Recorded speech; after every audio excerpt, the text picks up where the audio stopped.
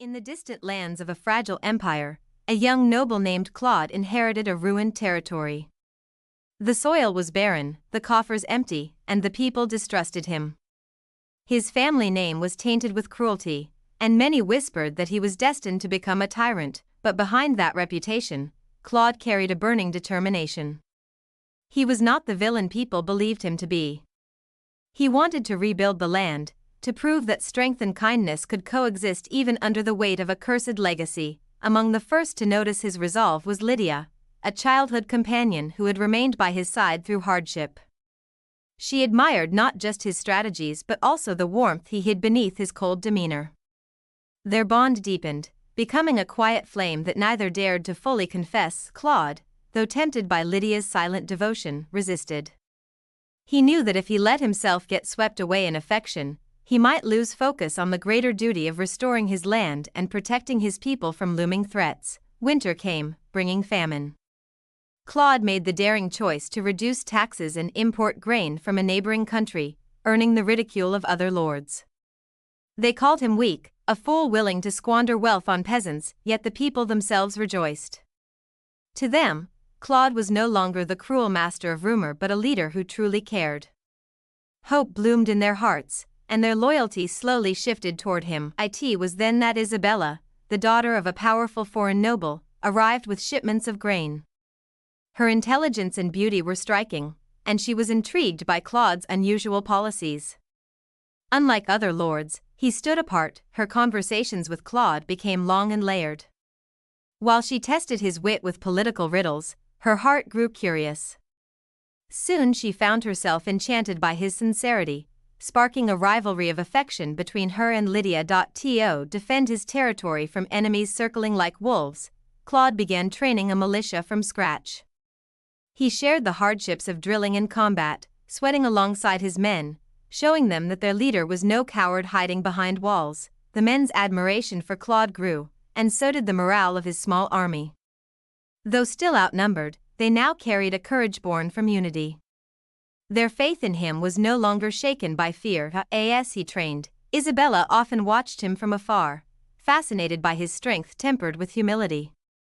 The sight of Claude fighting with his soldiers stirred something in her heart, a longing she could not suppress. Meanwhile, Lydia struggled with jealousy. She had been with Claude since childhood, yet Isabella's presence was powerful. Her silent love became harder to hide as her heart warred between devotion and fear of losing him. News arrived that an allied coalition was preparing to strike Claude's lands. The old nobility wanted to erase him before he upset the delicate balance of power. To them, he was dangerous, not because of cruelty, but because of his vision. Claude sharpened his mind like a blade, preparing elaborate traps in forests and valleys.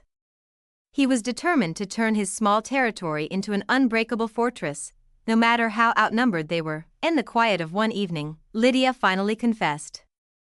She trembled as she admitted her feelings, saying she had loved him since they were children. Her voice cracked, but her eyes never wavered. Claude's heart pounded. Though he did not answer directly, he felt her love sink deep into his soul. He could no longer pretend her loyalty was merely duty, it was pure affection, and it made him stronger. Another night, Isabella offered Claude a red scarf, whispering that it would keep him warm through winter battles. It was more than a gift, it was a symbol of her heart. Her boldness contrasted with Lydia's shy devotion, and Claude could not ignore it. Caught between two women, Claude began to feel the weight of his own emotions. He wanted to protect his people, but he also wanted to cherish the hearts that beat for him. For the first time, the villain wondered if he could also be a man in love. The coalition finally advanced, bringing their banners and soldiers to crush Claude's land.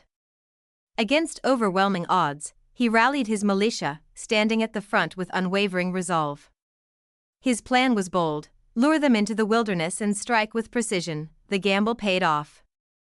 With clever ambushes and the bravery of his people, Claude achieved a shocking victory. His enemies fled in disarray, and his people hailed him not as a villain, but as a savior. Lydia rushed to embrace him, tears of joy streaming down her cheeks. She pressed her lips to his cheek, unable to contain her relief that he had survived. The moment was tender, filled with warmth that battle could never extinguish. Isabella also came to him, her eyes shining with admiration. She wrapped him in her arms, whispering that she would never leave his side. Her affection was fiery, bold, and undeniable. Claude's heart was torn yet strengthened by their love. His reputation spread across the empire. No longer was he merely the evil lord. Now he was a rising power, one who defied expectations and created hope. Allies and rivals alike began to watch him carefully. Claude knew politics would be more dangerous than swords. He would need not just strength but cunning. The empire was a nest of vipers, and every move he made could trigger war or betrayal. In the halls of power, Isabella stayed close, advising him with sharp insight. Her presence at his side suggested more than alliance. She looked at him with a longing that promised passion and loyalty. Lydia, on the other hand, became his quiet anchor. When he returned weary from counsel and intrigue, her gentle words soothed him. She needed no grand speeches, only a smile and steady devotion that melted his doubts. When another rebellion flared in distant provinces, Claude was called to mediate. Instead of brute force, he used wit and fairness, surprising even his enemies. He offered compromise that ensured both peace and respect. His ability to balance mercy with authority shocked many, but it also attracted new followers. People began to believe he was not a destroyer, but a rebuilder. The legend of the villain lord was being rewritten. As he stood victorious in council, Isabella slipped her hand into his, bold and unapologetic. The warmth of her touch lingered, sparking rumors that she was more than a mere ally. Claude felt the pressure of her closeness in every heartbeat. Lydia saw this and her heart ached. Yet instead of retreating, she stayed by his side, determined to prove her love in ways Isabella could not. Quietly, she helped the people, earning their admiration as much as his. The empire's balance shifted again when new threats arose from beyond its borders. Armies from distant lands prepared to invade. Seeing Claude's rise as a danger to their ambitions, Claude steeled himself, knowing the battle ahead would test not just his military genius but his heart. He would need every ally, every ounce of strength, and perhaps every ounce of love. Before the campaign, Lydia kissed his hand softly, promising she would wait for his safe return. Her love was silent but unbreakable, a gentle light in his darkest hours. Isabella, in contrast, pressed her lips to his and declared boldly that she would stand with him no matter the cost. Her fiery affection burned hot, demanding his recognition. As banners rose and drums thundered, Claude marched forward, no longer just a noble with a ruined land.